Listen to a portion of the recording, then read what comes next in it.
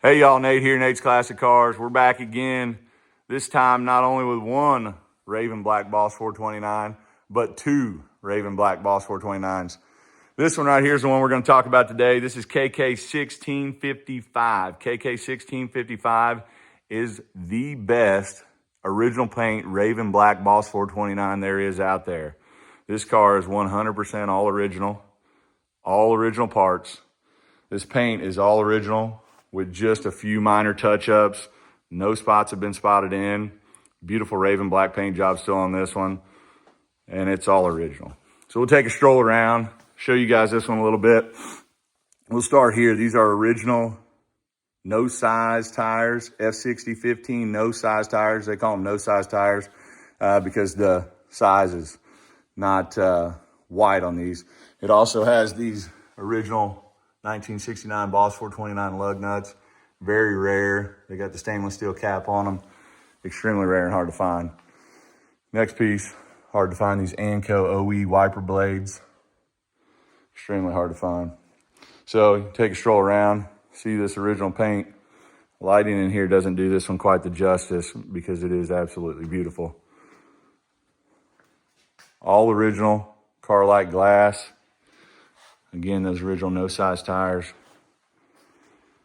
So we'll take a stroll around this one. All original Ford chrome. Those original California black plates still on this one. This was a California car. That's why this one is so damn nice, being in California all its life. So we'll keep moving around here. You guys can see just how nice this one is. Let's take a step on the interior here. 100% all original. This car, my pops has known about for a long damn time, and you guys are going to hear a little bit about that story from him in a little bit. But when I went to pick this one up, one of the first things I did when I got it back to my shop was dig for a build sheet. And build sheets, in most cases, are right under there on the driver's side. But in the case of this one, it was right back here. This is all original interior, so this is original carpet, all the underlayments under it. And that was the first time this carpet had been removed. And we found that build sheet, so pretty neat find there. This is a 22,000 mile car. The interior on this one is spectacular. So you can see all the way around this. And like we said, this is the best Raven Black Boss 429 Survivor there is. And you guys can see why.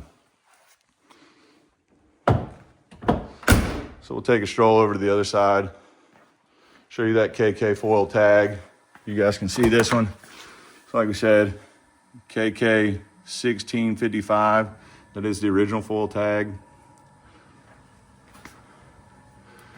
The door jamb area on this one. Absolutely beautiful. That choke decal.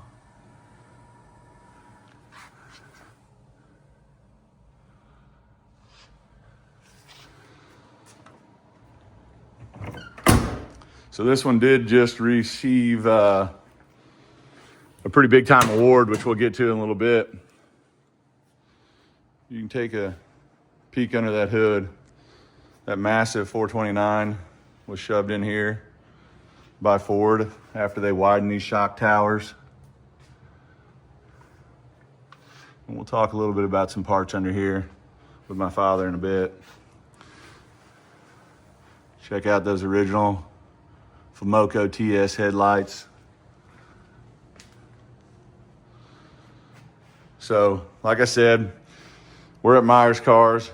This is my uncle's shop and my pops' shop, Ed Meyer. And like I said, there were a lot of hands in making this one the best Raven Black Survivor Boss 429. So I'm going to bring out a few of those guys who made this one so special, and we'll bring them out now. So here are the guys that had their hands on this one to make this one the best Survivor Raven Black Boss 429 there is. To my left here is my father, Ed Meyer. To my right here is Kurt Blackrove. And also to my right here is my uncle, Pat Meyer. This is his shop. and they're the ones that really had the hands on this one to make this one the best Survivor out there.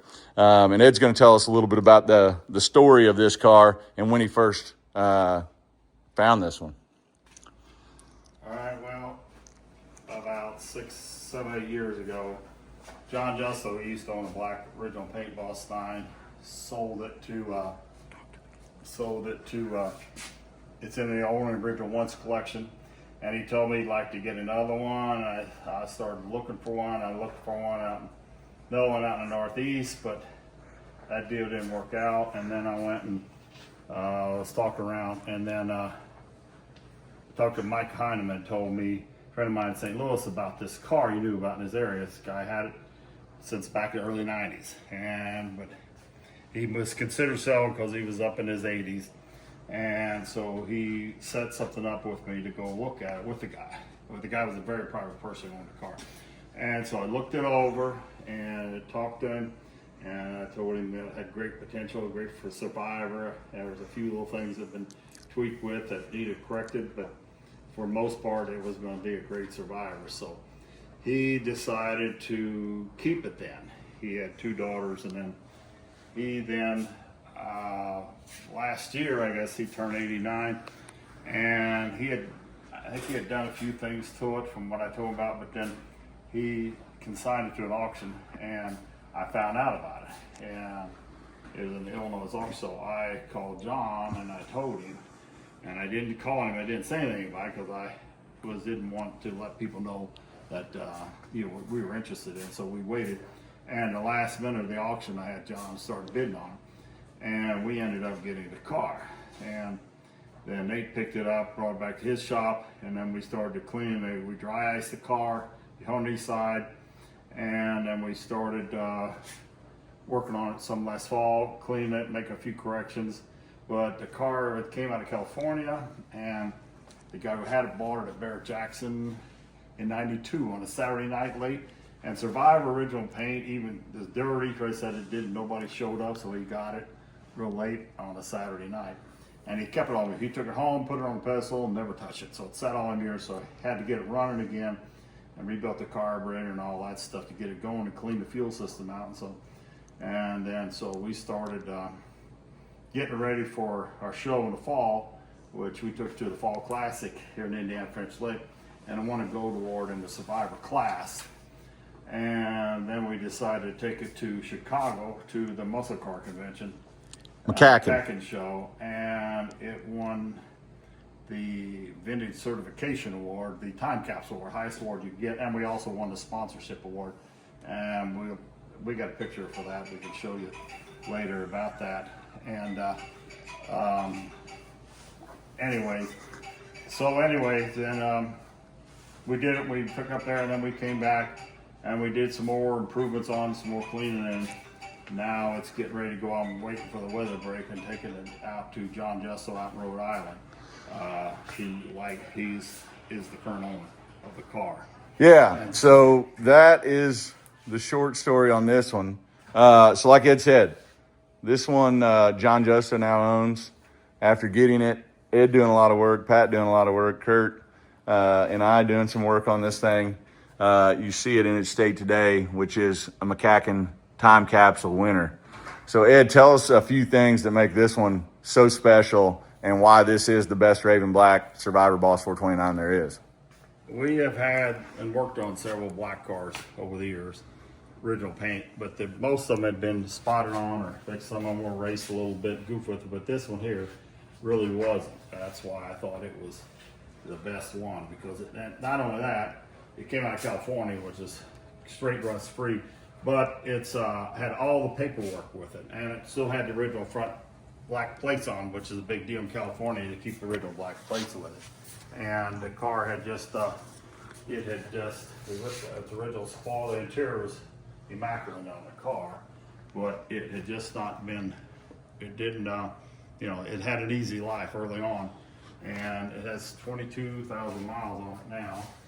And the guy had all the paperwork. I don't have all the paperwork. I gave it to John. John took it home with him after the show in Chicago, so he's got the file all. Well, let's talk about some of these parts under the hood and some of the hard to find items and what makes this one so damn special. Well, the radiator cap, the small rivet Autolite radiator cap, all the original smog hoses, decal. This long smog hose, very Yeah, expensive, very very hard hard to to find.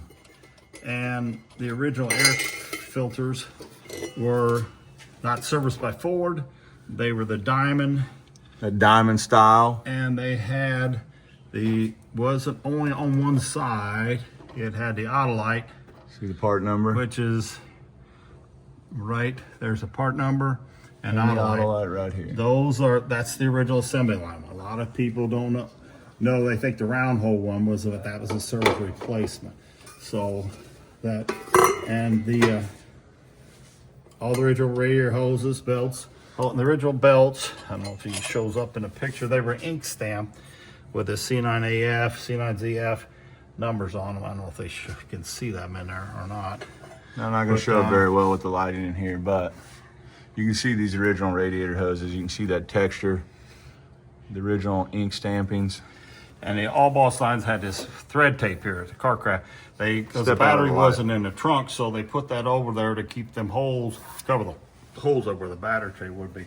And this car has a car craft rotation number. They did them 100 at a time. And this one here is number the 20. What does that say? 22. I don't. It was marked on the hinge up here and on the hood, right in here somewhere. But anyway, and they had the grease pencil. When they took the hood off, they marked it so this hood stayed on this car when it went back together after they put the engine back in it. And another thing about these people don't realize that there's two different spoilers on 69. There's slightly smooth grain, then they put the texture in. This is later had the texture, but it's a unique spoiler. It's shorter. It's Boss 49 is the first car to use a front spoiler, and it's also 69 Boss 49. They use a rear sway bar system because the engine in the front and it's an under-ride system.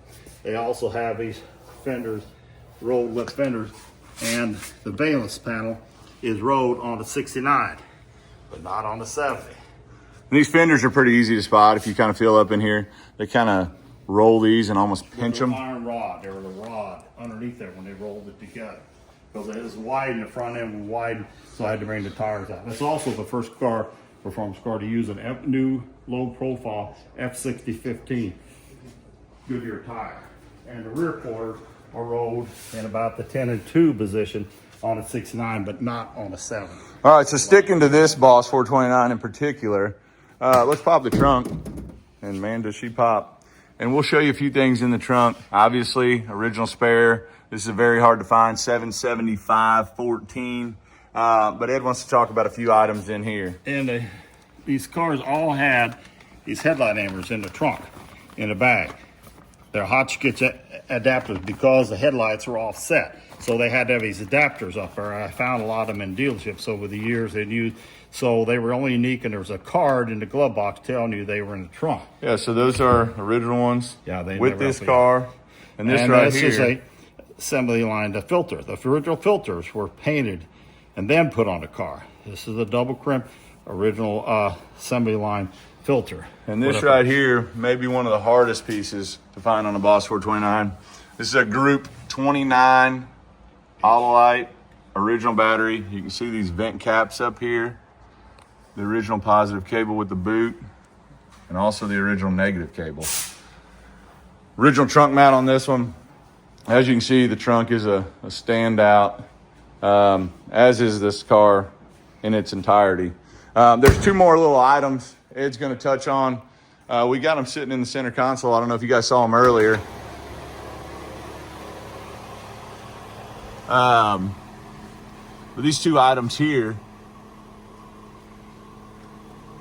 one, this is the plaque. This plaque right here, they would send to you if you filled out the questionnaire.